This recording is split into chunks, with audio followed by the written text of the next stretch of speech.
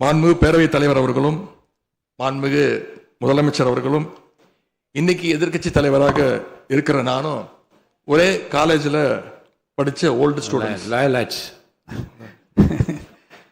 ஒரே காலேஜில் நாம் படிச்சிருந்தாலும் அரசாங்கத்தை நடத்துறதுல திமுக தான் சீனியர் பேட்ச். அது உங்களுக்கு தெரியும். 1967 ஆட்சிக்கு வந்தது திமுக தான். நாங்கள் தான் சீனியர்ஸ். அந்த அடிப்படையில் எங்களுடைய நாலேஜையும் எக்ஸ்பீரியன்ஸையும் நாங்கள் ஷேர் பண்ணிக்க ரெடியாக இருக்கோம். அதை ஏற்றுக்க நீங்களும் தயாராக இருங்க.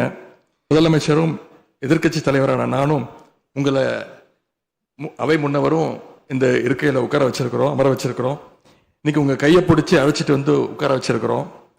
இனி எங்கள் ரெண்டு தரப்பையும் நீங்கள் தான் கையை பிடிச்சி அரவணைச்சு கோவம் இல்லாமல் கோவப்படாமல், நீங்கள் கோவப்பட மாட்டீங்கன்னு தெரியும். உங்களை கோவப்படுத்துகிற மாதிரி எந்த செயலையும் நாங்கள் செய்ய மாட்டோம். பேரவையில் மட்டுமல்ல, தமிழ்நாட்டில் நடக்கக்கூடிய எந்த நிகழ்ச்சியாக இருந்தாலும் சரி, அரசு நிகழ்ச்சியாக இருந்தாலும் சரி, எந்த நிகழ்ச்சியாக இருந்தாலும் சரி, தமிழ்த்தாய் வாழ்த்து என்றைக்கும் 2வது இடத்திற்கு நாம தள்ளி போக விடக்கூடாது. இந்த அரசு அதற்கு அனுமதிக்க கூடாது என்று நான் இங்கே கேட்டுக்கொள்கின்றேன்.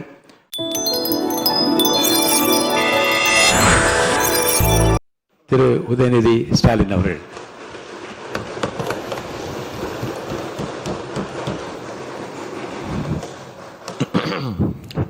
மாண்புமிகு பேரவைத் தலைவர் அவர்களே, துணைத் தலைவர் அவர்களே, முதலமைச்சர் அவர்களே,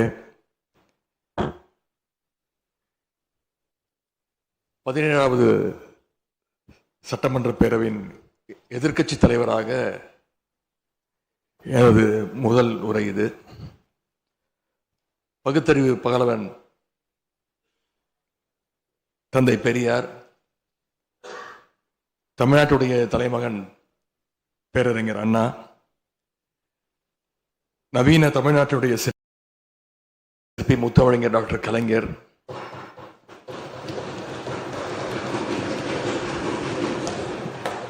இந்தியாவுக்கே வழிகாட்டிய திராவிட மாடல் ஆட்சியை தந்த திராவிட முன்னேற்ற கழகத்துடைய தலைவர் திரு முத்துவேல் கருணாநிதி ஸ்டாலின் என எங்களுடைய தலைவர்களை எல்லாம் வணங்கி என்னுடைய இந்த உரையை துவங்குகின்றேன்.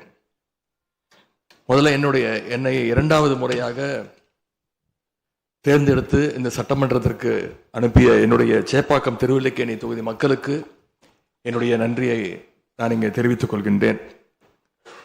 அதே போல எங்கள் தலைவர் தலைமையிலான திராவிட முன்னேற்ற கழகத்துடைய கூட்டணிக்கு 1,82,82,782 வாக்குகளை தந்த தமிழ்நாட்டு மக்களுக்கு என்னுடைய நன்றியை நான் தெரிவித்துக் கொள்கின்றேன்.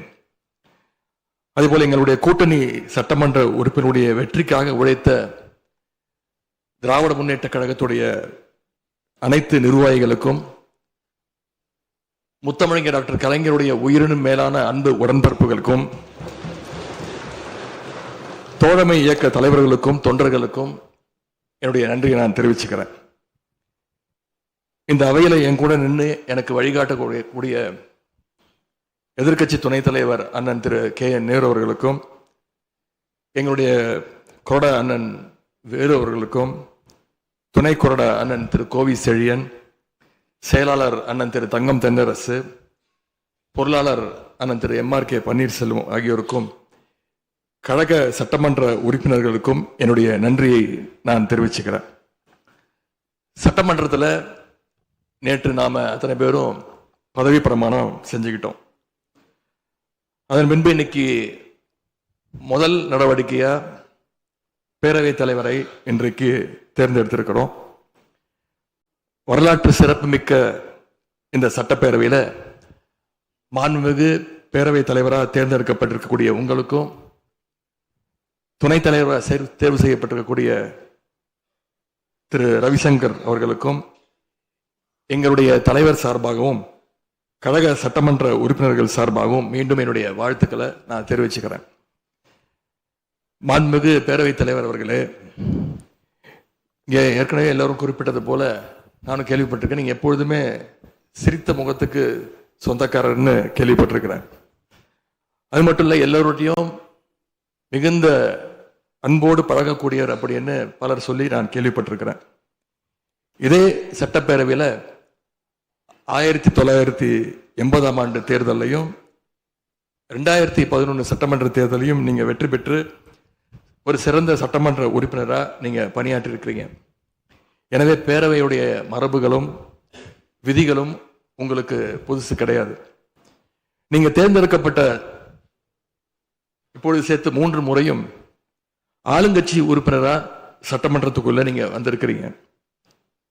இந்த முறை எதிர்க்கட்சிகளையும் அரவணைச்சு செயல்படுகின்ற ஒரு பேரவை தலைவரா நீங்க பொறுப்பேற்றிருக்கிறீங்க. அந்த பொறுப்புல ரொம்ப சிறப்பா நடுநிலைமையோடு செயல்படுவீங்க அப்படிங்கிறது தான் எங்க அத்தனை பேருடைய எதிர்பார்ப்பு.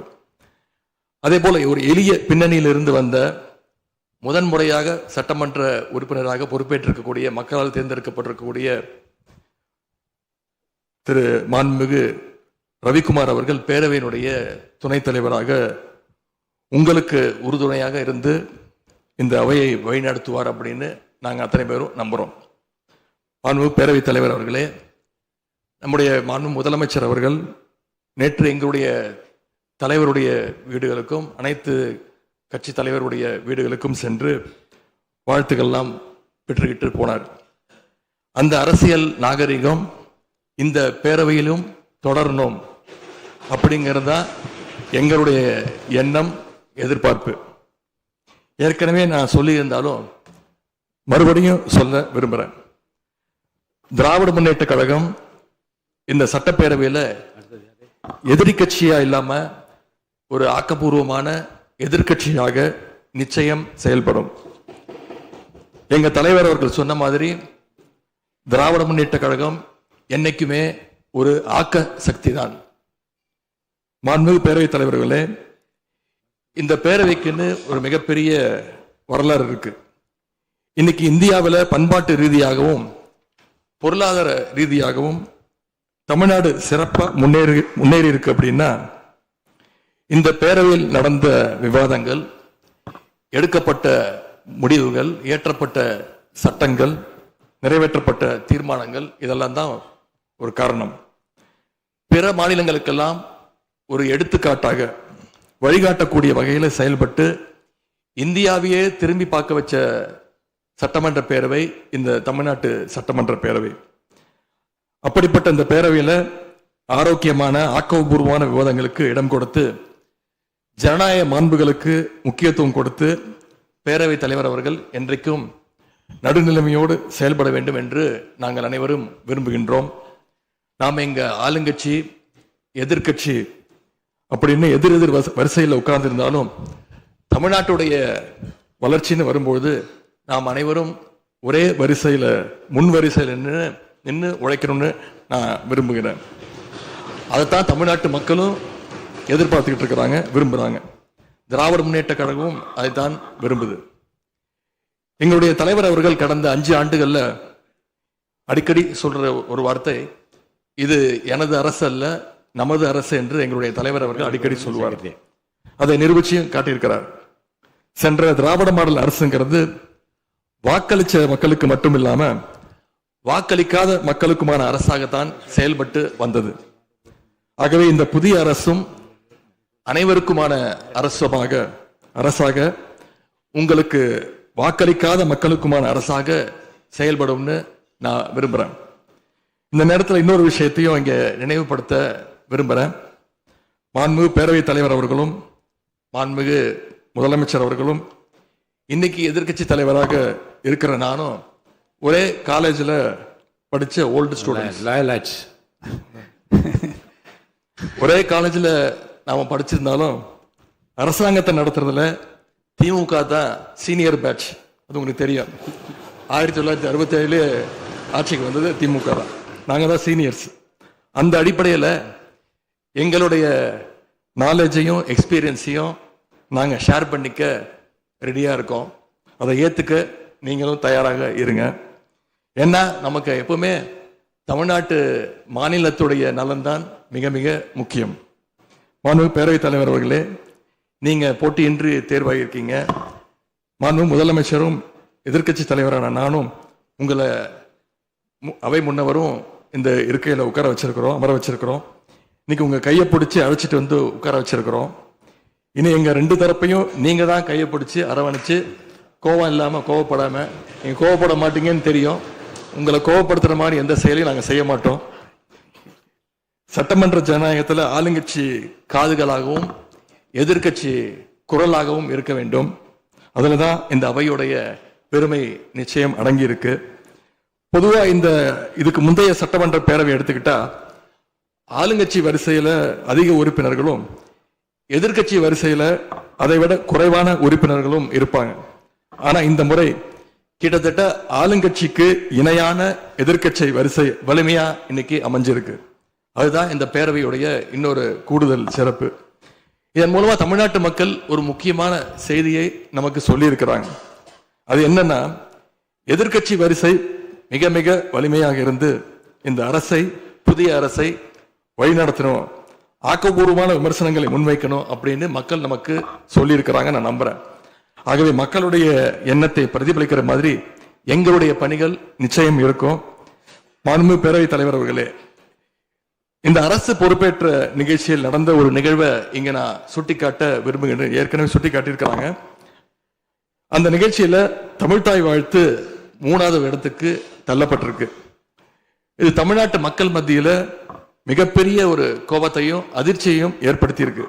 அதை எதிர்கட்சிகள் எல்லோரும் விமர்சிச்சிருக்கிறோம். அதுக்கு ஆளுங்கட்சியும் ஒரு விளக்கத்தையும் கொடுத்திருக்கிறாங்க, நானும் பார்த்தேன். எங்களோட கருத்து என்ன அப்படின்னா, பாஜக ஆட்சிக்கு வந்திருக்கக்கூடிய மேற்கு வங்க மாநிலத்துல பதவியேற்பு நிகழ்ச்சியின் போது வந்தே மாதரம் பாட்டு பாடப்படல. ஆனா இங்க தமிழ்நாட்டுல அது பாடப்பட்டிருக்கு. மேற்கு வங்கத்துல இன்னைக்கு யாரு ஆளுநரா போய் உட்கார்ந்துருக்காங்க அப்படின்னு உங்க அத்தனை பேருக்கும் தெரியும், நான் சொல்ல வேண்டிய அவசியம் இல்லை. அவர் இங்க ஆளுநரா இருந்தப்போ தமிழ்நாடு சட்டமன்ற பேரவையில தமிழ்தாய் வாழ்த்துக்கு முன்னாடி தேசிய கீதம் பாடணும்னு பேரவையினுடைய மரபையே மாத்த சொன்னவர் தான் இன்னைக்கு மேற்கு வங்கத்தில் ஆளுநராக இருக்கிறார். அதை நாங்க உறுதியா, எங்களுடைய தலைவர் அப்போதைய முதலமைச்சர் உறுதியா மறுத்தார். அதனால 2023ஆம் ஆண்டு முதல் தொடர்ந்து 3 வருஷம் அவர் பேரவையிலிருந்து வெளிநடப்பு செஞ்சுட்டு போன காட்சிகளை எல்லாம் நீங்களும் பார்த்திருப்பீங்க. இதன் மூலமா நாங்க சொல்ல வர்றது, அடுத்து விரைவிலேயே இந்த பேரவையில ஆளுநர் உரை நிகழ்த்த இருக்கிறார். ஆகவே ஏற்கனவே உங்களுடைய அரசனுடைய பதவியேற்பு விழாவில் நடந்த அந்த சம்பவம், அந்த தவறு மீண்டும் இந்த பேரவையில நடப்பதற்கு நீங்க அனுமதிக்க கூடாது, நாங்கள் அனுமதிக்க மாட்டோம். பேரவையில் மட்டுமல்ல, தமிழ்நாட்டில் நடக்கக்கூடிய எந்த நிகழ்ச்சியாக இருந்தாலும் சரி, அரசு நிகழ்ச்சியாக இருந்தாலும் சரி, எந்த நிகழ்ச்சியாக இருந்தாலும் சரி, தமிழ்தாய் வாழ்த்து என்றைக்கும் 2வது இடத்திற்கு நாம தள்ளி போக விடக்கூடாது. இந்த அரசு அதற்கு அனுமதிக்க கூடாது என்று நான் இங்கே கேட்டுக்கொள்கின்றேன். ரொம்ப விழிப்போடு இருந்து நம்முடைய உரிமையை, மரபை பாதுகாக்கணும்னு உங்களை எல்லாம் வலியுறுத்தி நான் கேட்டுக்கொள்கின்றேன். அன்பு பேரவைத் தலைவர் அவர்களே, வண்டிக்கு பிரேக் எப்படியோ, ஒரு காலைக்கு மூக்கனாங்கயிறு எப்படியோ, அப்படிதான் ஆளுங்கட்சிக்கு எதிர்கட்சி அப்படின்னு பேரறிஞர் அண்ணா அவர்கள் நமக்கு சொல்லியிருக்கிறார். ஆகவே பேரறிஞர் அண்ணா சொன்ன வழியில ஆளுங்கட்சியினுடைய செயல்பாட்டை உற்று நோக்கி உங்களுடைய நிறைகளை, குறைகளை சுட்டு காட்டுகின்ற ஒரு ஆக்கப்பூர்வமான எதிர்கட்சியாக நாங்கள் நிச்சயமாக செயல்படுவோம். இந்த அவைக்கு புதியவங்க, ஃபர்ஸ்ட் டைம் எம்எல்ஏஸ் நிறைய பேர் வந்திருக்கிறீங்க, அதுல மிகுந்த மகிழ்ச்சி. அதே போல ரொம்ப வருடங்களுக்கு பிறகு நிறைய பெண் சட்டமன்ற உறுப்பினர்கள் இங்க இடம்பெற்றிருக்கிறீங்க, அதுல எங்களுக்கு கூடுதல் மகிழ்ச்சி. அத்தனை பேருக்கும் மீண்டும் என்னுடைய வாழ்த்துக்கள். தமிழ்நாட்டுடைய உரிமைகளுக்காகவும் வளர்ச்சிக்காகவும் நாம எல்லாரும் சேர்ந்து ஒன்னா பயணிப்போம். எது எப்படி ஆனாலும் திராவிட இயக்கத்தினுடைய அடிப்படை கொள்கைப்படி எல்லோருக்கும் எல்லாம் கிடைக்கிறதை உறுதி செய்கின்ற வகையில எதிர்கட்சி வரிசையில இருந்து நாங்கள் நிச்சயம் செயல்படுவோம். நடந்து முடிந்த தேர்தலில் ஆட்சி அமைப்பதற்கான பெரும்பான்மையை ஆளுங்கட்சிக்கு மக்கள் வழங்காமல் போனாலும் திராவிட முன்னேற்ற கழகத்துடைய தலைமையில் தேர்தலை சந்திச்சு வென்ற தோழமை இயக்க சட்டமன்ற உறுப்பினருடைய ஆதரவோடு ஆட்சி அமைத்திருக்கக்கூடிய புதிய அரசிற்கும் மாண்பு முதலமைச்சர் அவர்களுக்கும் என்னுடைய வாழ்த்துக்களை நான் மீண்டும் தெரிவித்துக் கொள்கின்றேன். மாண்புமிகு பேரவைத் தலைவர் அவர்களுக்கும் பேரவை துணைத் தலைவர் அவர்களுக்கும் என்னுடைய நன்றி, உங்களுடைய பணிகள் சிறக்கட்டும். மீண்டும் என்னுடைய வாழ்த்துக்களை தெரிவித்துக் கொள்கிறேன். நன்றி, வணக்கம். வெல்க தமிழ், வாழ்க தமிழ்நாடு. மக்களை பிரிக்கும் சனாதானம் நிச்சயம் ஒழிக்கப்பட வேண்டும். நன்றி, வணக்கம்.